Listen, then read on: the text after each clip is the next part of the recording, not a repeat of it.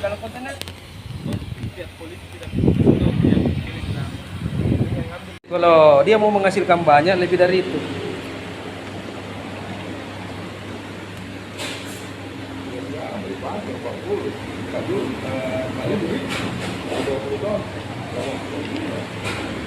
Nah, pada saat itu masih 77.000 besi, kan baru gitu.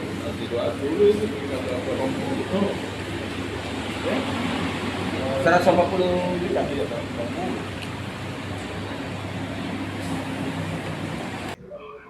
Assalamualaikum warahmatullahi wabarakatuh. Selamat siang. Saya MDS di sini dalam channel Media Slebes Post yang kali ini spesial. Mengapa saya katakan spesial? Karena tidak lain dan tidak bukan kasus yang kami telusuri ini adalah kasus yang bersifat sangat membuat kita menjadi terpana. Kenapa terpana? Karena hal yang bisa kita katakan bahwa sesuatu yang sudah dijual lalu dijual kembali, ini membingungkan. Ya, mungkin langsung saja saya bertanya kepada PH ya. Ya, betul. Bisa dikatakan PH seperti itu ya. Saya penasehat hukum dari pelapor. Penasehat hukum dari pelapor yaitu Bapak Ashar Aras ya. Ya. Sarjana hukum atau SH dalam hal ini. Nah, seperti apa sih kronologi dalam hal ini? Kronologi ini, jadi kami kan sedang melaporkan seseorang, ya, inisialnya J. Iya. Inisialnya J itu terkait bahwa dia telah menjual suatu bangunan hotel ke klien kami, Iya. yang kebetulan saat ini disebut sebagai pelapor dalam konteks perkara ini. Nah, jadi klien kami itu menyepakati pembelian sebuah bangunan untuk kemudian dirobohkan. Iya. Untuk kemudian roboh besinya itu dijual. Nah, terjadilah kesepakatan antara klien kami dengan pelapor, yaitu pembelian senilai 150 juta. Pembelian senilai 150 juta. Tapi sebelum dilanjut, saya mau bertanya dulu. Ini objeknya di mana? Objek perkaranya? Objeknya itu di jalan apa lagi namanya? Jalan Sungai Sadang. Sungai Sadang Baru. Sungai Sadang Baru. Hotel. Ex Hotel Pinang Mas ya. Hotel Pinang Mas ya. Iya. Nah, lanjut saya pertanyakan masalah akad. Akad dalam hal ini jual beli ya. Dalam perjanjian jual beli. Dalam perjanjian jual beli. Tapi jual belinya di sini ialah bangunan. Bangunan. Nah, mungkin bisa dijelaskan. Dalam artian bahwa bangunan itu kan disepakati untuk dibongkar. Kemudian bongkahan besinya itu inilah yang kemudian dibeli oleh klien kami. Inilah yang kemudian dibeli. Bongkahan besinya itu. Mungkin nilainya bisa disebutkan? Nilai dari kesepakatan itu 150 juta. 150 juta. Ya. Lanjut, setelah kesepakatan itu terjadi, otomatis dihadirkan beberapa saksi-saksi ya? Iya, benar. Yang hadir. Siapa saksi yang hadir pada saat itu? Ketanganan itu ada kuasa hukum ini, keluarganya juga ya. Iya. Kebetulan dia pengacara juga, yaitu Bapak Jamil Reza. Itu salah satu saksi yang menghadiri akad perjanjian itu. Kalau saya lihat dalam draft tersebut, ada juga ya yang dilibatkan oknum sebagai saksi? Iya, ada beberapa. Pak Ivan Ridwan juga termasuk saksi di dalam kontrak itu. Oke. Perjanjian itu ya. Nah, apa kemudian yang menjadi dilema daripada jual beli ini? Dilemanya di dalam jual beli ini kan setelah ditandatangani perjanjian tersebut, itu klien kami sudah mulai bekerja nih Pak. Sudah mulai melakukan pembongkaran beberapa satu bulan ya. Kurang lebih 2 bulan itu klien kami sudah mengerjakan pembongkaran, dan kemudian tiba-tiba ada pihak ketiga yang masuk menggunakan ini ya. Pihak kepolisian, kemudian pihak kepolisian di situ memasang garis polisi, dan setelah itu klien kami diusir. Mungkin bisa diperjelas, yang mempolis lain ini dari sektor polsek mana atau pihak mana? Polsek Makassar. Polrestabes maksudnya? Bukan, polsek. Polsek ya? Polsek. Nah, lanjut. Nah, setelah di polis lain, otomatis dari pihak keluarga yang membeli bangunan tersebut dan material bangunan tersebut, karena jual beli material di sini ya, sekaligus bangunannya, ya otomatis protes dong Iya, dalam hal pasti, ini. pasti. Nah, apa kemudian alasan dari pihak kepolisian pada saat itu di polis lain? Alasannya itu karena ada pihak ketiga yang merasa memiliki hak juga di dalam bangunan tersebut. Merasa dia punya hak, akhirnya dia melaporkan inisial J tadi itu yang kami laporkan juga. Iya. Ya, nah, itulah yang kemudian menjadi kerugian, karena dengan adanya pihak ketiga yang masuk itu otomatis klien kami ini diusir, sehingga hak yang harusnya kami dapatkan itu ya tidak diterima, tidak kami dapatkan.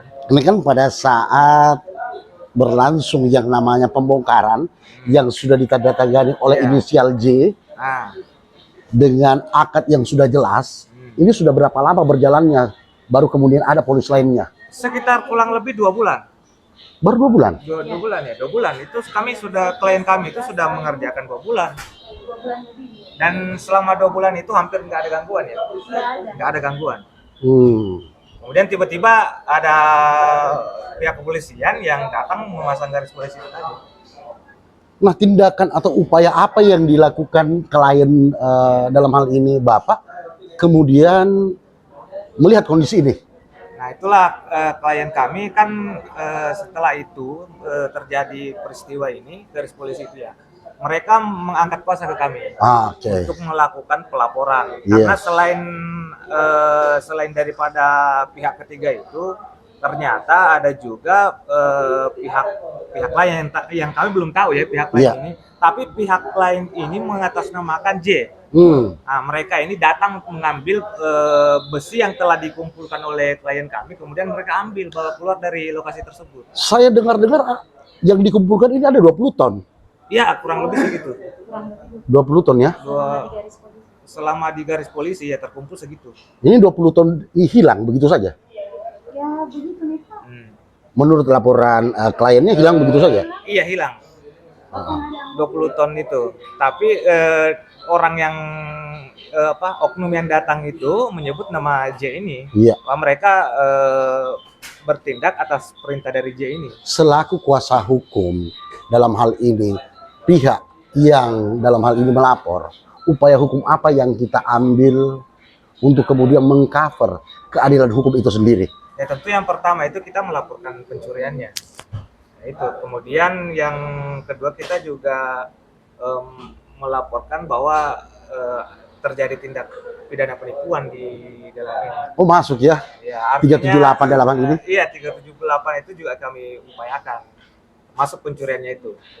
Ada tidak upaya dari TSK atau tersangka yang melakukan hal 2 kali jual, bisa saya katakan seperti itu ya, 2 kali jual atau 2 kali transaksi, ada tidak upaya dari pihak mereka untuk kemudian mengcover kondisi ini yang kita tahu sepengetahuan kita? Untuk yang kami ini ya jalani saat ini, yaitu bahwa terlapor ini meminta kepada penyidik untuk dilakukan mediasi. Dan mediasi tersebut itu sudah kami laksanakan. Kami sudah melakukan mediasi itu tadi hari ini. Ya. Hasil daripada mediasi itu seperti apa? Mungkin bisa ke halayak rame disampaikan agar kemudian dari sisi historical social distance itu bisa diketahui. Itu dari hasil mediasi yang telah kita laksanakan tadi itu, bahwa terlapor ini sepakat untuk mengembalikan kerugian klien kami. Nilai yang disepakati itu 350 juta. Jadi selain terjadi kesepakatan pengembalian, ada juga bahwa ini kan mereka masih beroperasi di sana. Masih ada aktivitas pembongkaran yang dilakukan oleh pihak ketiga yang bukan dari pihak kami ya. Pihak orang lain yang masih melakukan pembongkaran. Yang mengatasnamakan inisial J. Inisial J itu, dan itu pun diakui di dalam mediasi tadi, yang bahwa itu yang melakukan aktivitas saat ini bahwa itu adalah orang mereka. Nah itu kami meminta untuk dihentikan juga, dan itu sudah disepakati bahwa di hari Sabtu dan hari Jumat besok dan Sabtu itu tidak akan ada aktivitas. Sudah lagi. Tidak ada aktivitas lagi. Karena pihak terlapor ini dalam mediasi tadi sepakat untuk mengembalikan di hari Sabtu nanti. sepakat mengembalikan di hari Sabtu nanti sebesar 350 juta. Nah, terakhir nih, sebagai sebuah pengejawantahan daripada kasus yang menimpa klien Bapak Azhari dalam hal ini, seperti apa harapannya? Mungkin bisa disampaikan ke netizen secara umum. Tentu harapan kami kan dalam proses penyelesaian ini kami masih mengedepankan ini ya, kondisi agar bisa dimediasi. Restorasi tentu ya. RJ ini ya semoga bisa berjalan itu, karena kan tentu klien kami ini dirugikan secara hak, dan makanya kami ini meminta kepada si J ini bahwa agar kiranya melaksanakan kesepakatan yang sudah disepakati itu, agar hak klien kami ini juga terpenuhi. Oke, terima kasih atas kesempatan yang sudah diberi di sela-sela kesibukan yang padat ini. Sama-sama, Pak.